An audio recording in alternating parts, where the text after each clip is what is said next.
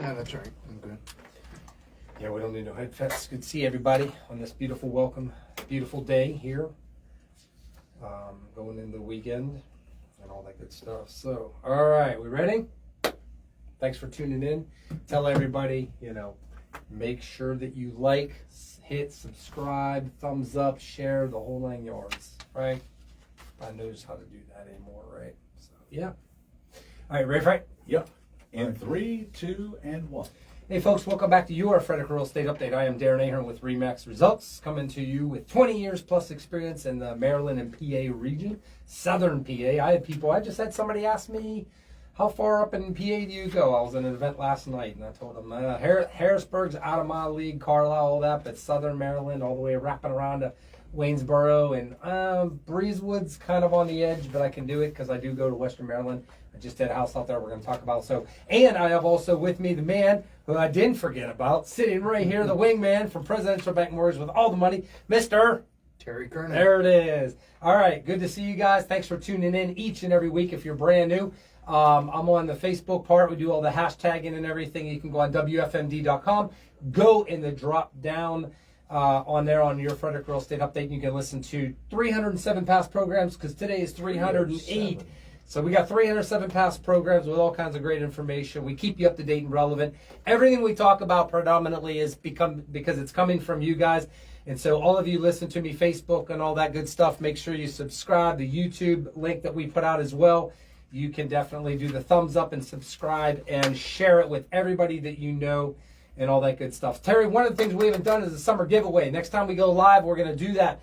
We're going to do a summertime giveaway. I feel good about giving away like a $100 gift card to like Home Depot or Lowe's or something where people can work on their house and fix it up or do whatever they'd like to do for that. How's that sound? That sounds great. Yeah, we haven't done that in a good while. So we'll get our heads together. We'll get some ideas about what will be the trivia, what kind of questions, something out there that will give everybody a fair chance to pick up a good gift card from us. So, all right, inventory, let's go right on into it, Terry. In the wild, wild world of real estate mortgages. Active homes on the market, 250. Okay. All right, last week was 255. So, it's going down. Going down again. Here we go. It's going on down. Buyer demand is way up. That's why. Resales, 136. 36 days is the average on the market. So we went up a little bit in that regard. So this is just black and white, Terry. I tell sellers, I'm getting ready to go on an appointment this week. I think I got one, and I already told the guy, I said, look, you either sell in 5 or 10 days or you're on the market for a long time and you're going to take a lot less later and you're going to be really mad at everybody, including your dog and cat, which has nothing to do with selling your house. But you're going to think so. So 104 single-family homes. The average price of these is $632. New construction, 114 brand new builds out there. And so that's lagging quite a bit. It'll be interesting to see coming into 2024 if we see that kind of go up or not. Coming soon, 60. So that's a good number. Yeah, it's better than 40. But 60 coming soon, pending on a contract, 546, 173 brand new builds under contract, 368 resales with an average time of those of 19 days on the market. 507 is the average sale price of those. So we still see a little over $100,000 difference between a resale single-family home versus a brand new build. Sold the last 30 days, 328. 279 of those were resales with an average days of 16 on the market. And then we're seeing a new home price sales. The new ones were 279. And then 16 days was that. New sales, that's way out there, hundreds of days. People ask me all the time, they're like, Darren, how long does it take to build a brand new house and why is that to sell it and all that? And I said, no, they're spec homes. They don't put time on the market. That's a fictitious number. The bottom line is it's still taking about 7 months. The last one I just did took about 6. So we look at about 7 months for a brand new build just to be on the safe side. And if it's custom, if it's completely custom, it's definitely a year. Yeah, it's 1 year because of the permitting takes longer than these spec homes and There's more changes usually involved, and there's just a lot more involved, and it can take definitely longer, especially when somebody's literally saying, hey, I want to have this kind of floor I found online. I want my builder to put that in. You can't do that with spec homes, but you can do it with, a custom home, but you are going to pay a lot more money. You're going to pay at least $20, $30 or more a square foot out of the gate, if not 40 in general. So list to sold price ratios 100.7. So values are completely hanging on tight. And that's the data I was going to get into, Terry, real fast. I want to give some data things that are just fantastic because we're number geeks over here, right? U.S. home sales in April, 65% of all homes across the United States was on the market less than 1 month. Frederick County, we're actually a little higher. We were at 71%. So average time on the market for us, about 29. We're up to about 34, 35. And the average time in the United States was about 40 days. So we are in a better than average across the United States area to live in and sell. And that's simply because we're close to DC and we are extremely isolated with job growth, job loss, you name it. We're in a great area, beautiful area. And so we always, Frederick County and Montgomery County and the surrounding areas always seem to come in a little bit better with every number than the national across the entire board average. Would you agree? Yes. You see that? Oh, yes. Yeah. So that's something that's really neat to see that difference of that. So from 1 year ago, we were at 17 days. Maryland home sales. Now this is the state of Maryland. We were down 27.4% from a year ago. That's volume. That's quite Is that a bit. month over month? Is that taking a look Yeah. at April sales Yep. compared to April sales last year? We're down Yeah. 27%. Yep, that's how many homes, 27.4%. But the average price, this is the big thing, is, Terry, we were seeing 10 to 15% price appreciation for the last 2-3 years, all during COVID and everything like that. And this year, right now, we are at 1.2% for the state of Maryland. I believe that number's got to go up from what I'm seeing out there with all the escalation clauses back, with Yep. appraisals back.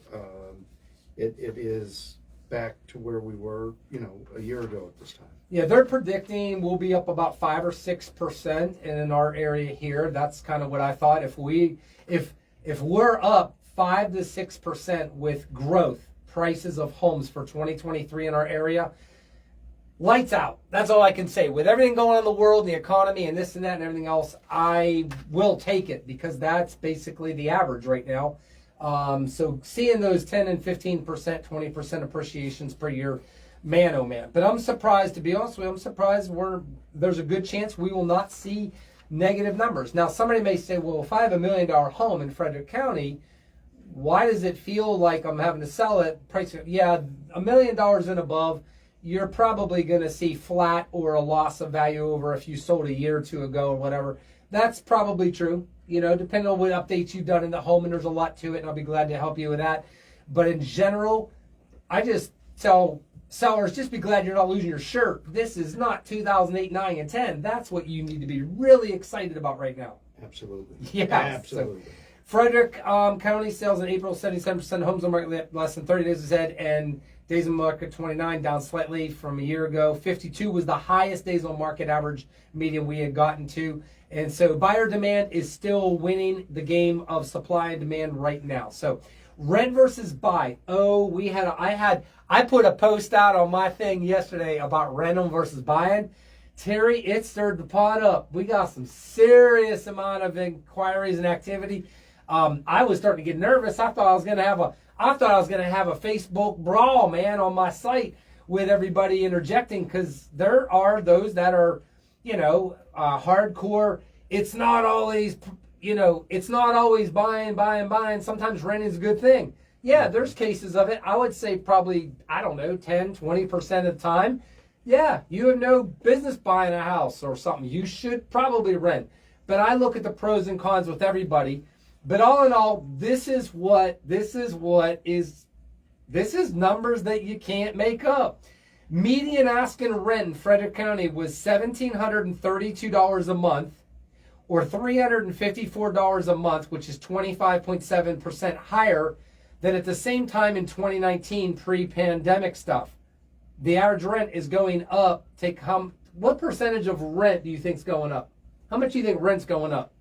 Well, I know there are rent controls and so forth that you have to abide by. You can't go in and double somebody's rent, but I'd say that they're being pushed to the maximum, which I think is probably around 8%. That's it. 7 to 8%. So here's the thing. You're right on the I money. didn't even know that question was coming. Yep. It was higher for pre-pandemic till now. It's averaging about 12, 13, but about 8. But here's the thing, though. 8 to 13, 12% rent every year going up. And if you're paying $1,732 a month average, you're going to be paying $2,000 a month for rent in no time, which a lot of 4-bedroom places in our area are getting to be above $2,000 a month rent. If you're in downtown Frederick, lights out, $2,000 a month rent to like a 1-bedroom, 600 square feet, if you will. And so the whole thing is this: 90% of the time, it's better for the average person to buy than to rent. That's just something that I've read and learned. Either way, here's the thing someone said. This is what somebody pushed back on me with. Ready? I asked a person, I said, well, if you're paying rent, you're paying a mortgage. And I said, what? They were all upset about the fact that we have 7% interest rates or 6.5% or whatever. And I said, well, what do you think your rent, what do you think percent that rent is? Oh, they looked at me weird, and I said, it's 100%. They were like, what? And so, yeah, on my Facebook thing, you can see it. People are flipping out. No, it's 100%. Like the landlord is getting 100% of your money. And then you don't have a tax deduction, a write-off, and those things. You lose control. This is the thing we're renting. You lose control of how you want to live in the home. You can't even paint the place the way you want, for God's sakes, in most cases.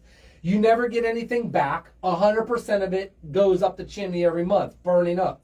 Your net worth is much less than owning, by about 10 times. Those are Google statistics, or Ask Siri. And if you purchase very little down, you only need 0 to 3%, plus there's grant money we've talked about.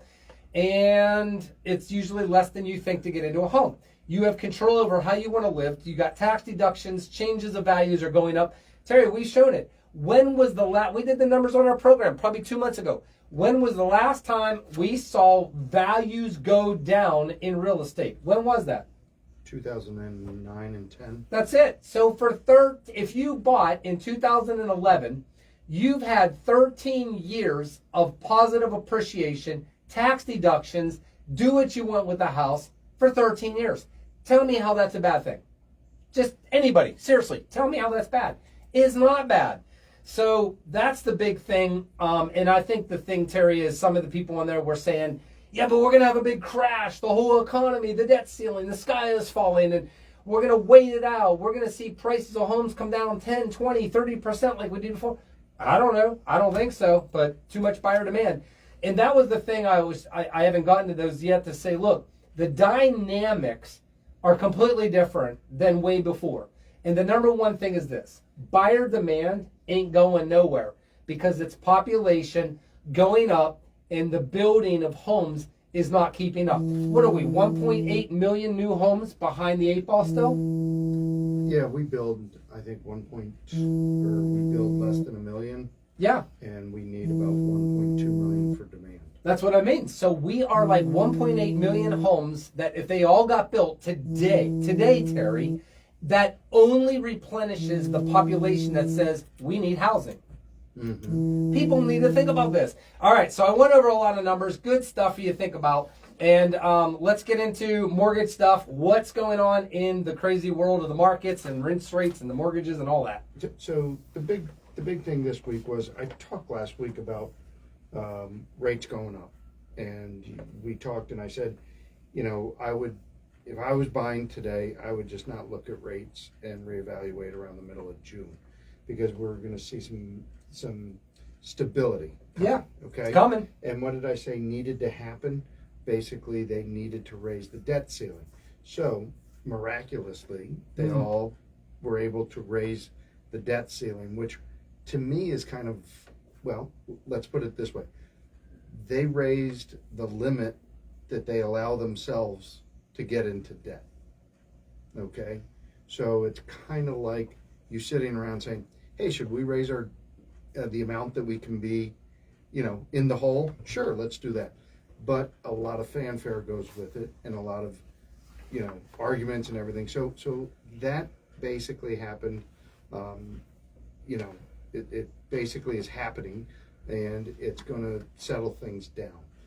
The second thing is that on Friday, jobs came out.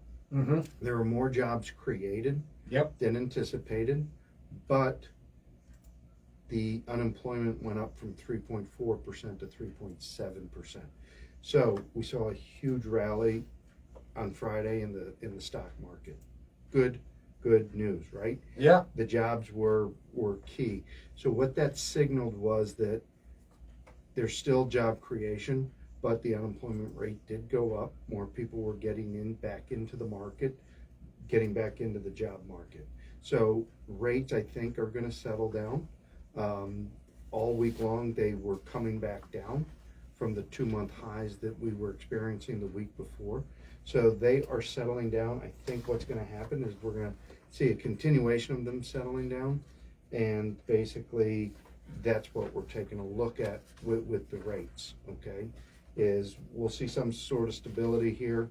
Once again, if I was in the market, if I was buying, I probably would float for the next week to 10 days and just kind of see where it comes out. All right, that's good. What else is happening? So I want to follow up a little bit and just talk a couple minutes about the debt ceiling. Okay. And what we're taking a look at. And the one thing that I've always said is there's not much focus on our national debt. And we do have the largest national debt of any other country in the world. But one thing that I mentioned last week is I'd follow up this week and just talk a little bit about the debt to GDP ratio, okay?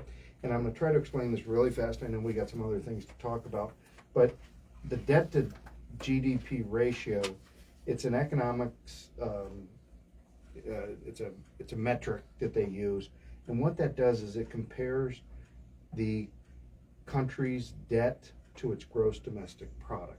Okay. Now we all know that the gross domestic product, the GDP, represents the value of all the goods and services produced by that country. So it makes sense that if you are the largest company or country and have the largest GDP like the United States, that we're going to have the largest debt, correct? Yeah. So the key that they look at is this ratio is so very important when evaluating the strength of a country. So you don't want that ratio, you want that ratio to be 0. Okay. Is anybody out there with 0? No. But let's hit a few numbers and then we'll move on. But the debt ceiling that we have now, 31.4 trillion. Now they just raised it. I don't know what they raised it to, maybe 36 or 38. But that is basically, let's talk about the countries that are in the worst position. That's where their debt is much higher than their GDP. Which means they're like really hurting bad. It's going to affect everything worse. Yes. Okay, good. So Venezuela, 350% of their ratio is at 350%. By far the worst. Wow. And this deals with inflation too, if I remember. Venezuela, weren't they the ones that had the wheelbarrows with all the money to buy stuff with, and it went crazy overnight? Yeah. All right, So, keep going. Japan, 266. Sudan, Whoa. 259. Greece comes in at 206. Whoa. Okay. Lebanon, 172. Cabo Verde, 157. Italy, 156. So we're going to go all the way down to number 12. So we come in at number 12. And number 12, we're at 128%. So that's still an extremely high number that we have to work on, in my opinion, to get it down, get that ratio down. That determines our ability to repay our debt. Anything over 50%, you're starting to say, whoa, that's not great. But let's talk about some of the lower countries, okay? Yeah, who are the best financial positions out there? Brunei, 3.2%. They Okay. balance their budget. Afghanistan. Okay. Oh, wow. With all the wars and everything that they've been through, and they're constantly at battle and they're constantly defending themselves, 7.8%. Pretty amazing. That is. Like, that's a shocker, okay? I ain't moving there, though. Kuwait, Ooh. Kuwait, 11.5%. Wow. So as you can see, like a lot of these countries, Palestine, 16.4. Here's one that 17.8% is Russia, which means that they're in really, really, really good shape. Okay, so you'd be surprised with everything going on. Yeah. That Because they're blowing money on a crazy war like no tomorrow, right? Yeah, but a lot of these numbers Mm-hmm. are from countries that produce a lot more oil Yeah. and export a lot more oil than they consume or import. Okay, that's Okay. it. Yep. As And they we make a talked profit. about, They make a They big make profit a big on it. profit. So that's kind of just sums up a little bit about the GDP. It's just a follow up to the to what we talked about last week with the debt ceiling. It is not all doom and gloom that we're going to be up at 38 trillion here shortly, but my opinion, we have to stop somewhere. So that's it.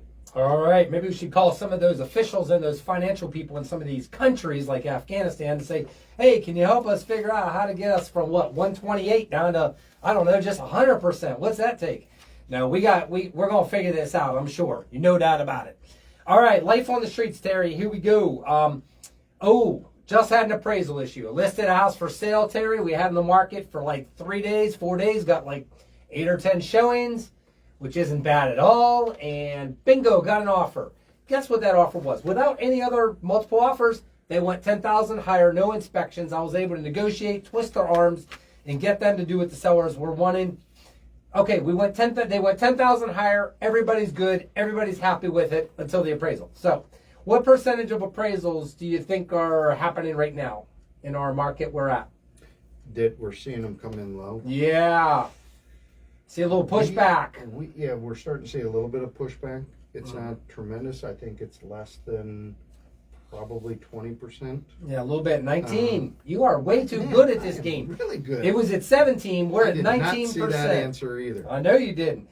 19. So 1 out of 5 homes. Not crazy bad, but it's And that's about what we're seeing. It's prayerfully won't get it higher. But the whole thing was this. Here's the deal. It was $6,000 difference. But what's the sales price? We were at 2. It was only 1.7% difference in sale price. Okay. Wait a second. That's not but really, is that worth fighting over? Are you serious? And of course, you have to understand, Terry, as you know, we as agents cannot call up the appraiser and yell and scream and rant and say, have you lost your mind? 1.7. If the market's going up still, that's going to be absorbed in 3 seconds. By the time you finish it, it's going to be fine. Or what? So here's the deal. We were able to go back and as you know, with the loans, the buyer can only get so much financing towards that purchase price. They were already getting no closing help, and they were already putting down a conventional loan in amount, or I'm sorry, it was an FHA, in fact. And so we split the difference. We came to an agreement where the buyer was like, no, we're not coming up with an extra $6,000 of settlement. But I went back to the agent and said, well, but my seller doesn't want to come down at all. They're like, hey, we'll put this back on the market. And they were willing to come up with 3. So the seller came down $3,000 in price. Buyer's going to bring $3,000 extra to settlement because they'll have it by then. And guess what? Everybody's happy. So this buyer did not want to lose this house because obviously the market, inventory, it was perfect shape, really good, and it's in a great area and the whole 9 yards. So makes sense. So that's what I was able to do, negotiating to be able to help the seller and all that. So, but we are still seeing more of this. I've talked to other colleagues, and there's no doubt about it. We're starting to see. I heard one where the seller was like, "Hey, buyer walked away. They put it back into the market, and guess what happened? The house is still for sale, and now the seller's going, huh? Maybe I should have negotiated some with that buyer." Well, yeah. So this, I know everybody says, well, it sounds like it's a full-blown seller's market, so they can get whatever they want. Not always. My guys were smart enough to realize this buyer's coming in with no inspection. That's going to be worth a repair bill of some sort or whatever maybe, and no closing costs. Absolutely. Let's play fair. Let's do this and get this done. Plus, not to mention carrying costs. They would have had to have their home on the market. You may not settle for 1 more month. Well, what's your mortgage payment a month? Why would you fight over, no. So we looked at everything and it made good sense and everybody's going to walk away happy. But the thing is, Terry, not everybody does walk away happy when it comes time to some of this kind of stuff like that. So Here's the big question people want to know about, though. Well, the seller said, can we get a second appraisal? So let's talk about FHA flip rules, the 90-day rule, 120-day, 180-day. No matter what happens? They have to get a second appraisal done. So was this a flip? It was a flip. So Okay. this is the dynamics about it. So I didn't know, I knew the 90-day rule. So the lender was cool. The lender for the buyer said, it has to be done. Normally, who pays for it? The seller pays for it, right? Yeah. Well, no, we don't want to do that. So the lender said, no problem. I'll deal with it. We'll get this second appraisal done. Now, when that comes back, the thing I learned was the 5%. So if that appraisal comes back 5% or more or less, now that first appraisal, what happens to that? Can that be used? So I've got to brush up on the rules on that. But I think that they look at the second appraisal if it comes in 5% less. They do. And now that takes precedence over the first. So that becomes a little iffy. So we have enough data. We don't think that's going to happen. But it was one of those conversations I had to have and say, hey, look, I'm tight. We listed this house at 275. Appraisal came in at 279. So the buyer's lender even called me and said, holy cow, you really know your numbers. Like, that's crazy that you are within 1% or whatever off. So anyways, those rules, that's something that I think a lot of people, if it's not a flip property, if it's this, if it's an FHA loan, if it's VA, if it's USDA, if it's conventional, there is so much involved. Sorry, this is why what you do, lenders, is so important for us to know, but for the public to know, because this buyer had to go back to their lender, of course, and learn, here's how this all works. And I had to educate my seller on, here are the rules of the game. Let's get this all done. So that was the first big thing that happened. The second one, we got 1 minute left, Terry. Did a home inspection. Oh, there's a lot of stuff involved. Cheapest home on the market out there in the area for what it is over. It was like 3.5 acres of land, 1,800 square feet home, the holding yards in a good area. I did go out to Western Maryland and help these guys, but we got out of it. And there was just too much to deal with and to do. And so we'll talk about how to deal with our next programs. How do you deal with it? Everybody always wants to know, Terry, oh, am I going to get my deposit back? Like, what about this? What about that? And so that was, this was a tough one, though. There was a lot involved. It was a spring-fed water system, I think I talked about before, and all kinds of very difficult things to work through. And we're going to find them another house. And at the end of the day, I told them, you're going to be paying a lot more. If that's okay, here we go. So, all right, folks, we're going to have a great weekend out there. Take care. Thanks for tuning in. We are always here for you, and our information's coming up. We'll be able to help you out. Take care. Happy selling and buying on your Frederick Real Estate Update. Good to see everybody. You guys take care. We're always here.